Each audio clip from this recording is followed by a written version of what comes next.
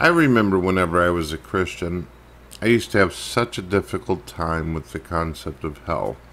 And I think one of the reasons why I had a problem with hell was because at that time I believed that there was good in everyone. I believed that anybody at the time had reprieve that could be fixed. I believed that everybody had the hope of change. Whenever I was a theist, I was very naive at that time, for sure. And then whenever I went through my transitions, kind of like a kind of wavy agnostic and deist, I realized, you know what? It's still horrible. Still the idea of people being tortured for all eternity and being thrown into outer darkness and, torment, flames, all that kind of shit. Whatever kind of version of hell you think it is, whether it's being trapped forever in nightmares or just being burned of your flesh and all that shit.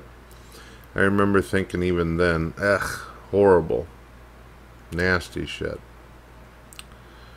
And as a non-believer, after seeing what Christians were like, the corrupt ones,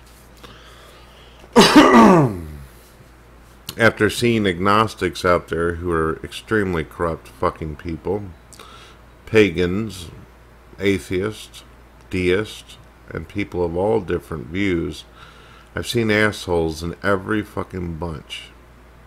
Every bunch. And it's weird because I'm a skeptic and I don't really believe that hell exists. I don't see any evidence to entertain it. But if it did exist, I think that I could actually find myself thinking it's acceptable to throw people into it. Like a fucking trash can throwing out the garbage, cooking and burning assholes out there. Because, I mean, when I think about this, I know that sounds fucking horrible, but if I had a fucking house and I opened the door and I said people could come in and visit me, but people said they didn't want me, they weren't interested in being with me, whether they're religious or non-believer, because there's religious people out there who believe in a God, and they claim it's from the Bible, and they claim it's from the Quran, and they claim it's from this and that. But usually these gods that people make up are usually their own version of themselves, their own fucking godlike complex of how they see themselves if they actually had fucking superpowers. I have noticed that the most self-righteous fucking pricks out there, the most self-righteous religious people as well as non-believers, usually turn out to be the most dirtiest, darkest assholes of all.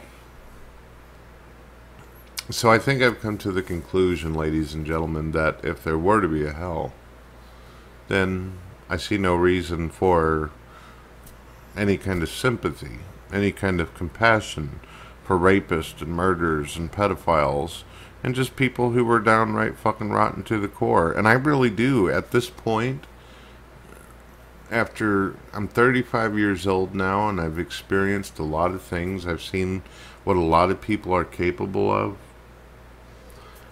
I really can see it as acceptable to toss these fucking animals into the trash can. I mean, seriously, imagine if there was a heaven anyway. Think about this. If there was this wonderful Disney fucking world, Mount Olympus in the clouds, where everybody goes when they die, and there's no pain, and there's no sorrow, and everything's, dandy-bandy and all that bullshit, I wouldn't want to spend my eternity with a bunch of fucking losers like a lot of the people I see on YouTube. I wouldn't want to fucking spend my eternity with a bunch of pricks like what we see out in this world. I wouldn't want to be surrounded by fucking politicians who are corrupt to begin with and fuck the world up in my lifetime. No. No, I wouldn't want that, because how the fuck could I have any kind of peace or joy? How could I be happy and enjoy my fucking eternity if I'm surrounded by a fucking cow and assholes, pieces of shit? Fuck no. Now, If it were the type of heaven where everybody's forgiven, everybody can get their own heaven, their own little private version where I don't ever have to look at their fucking face, then that would be fine.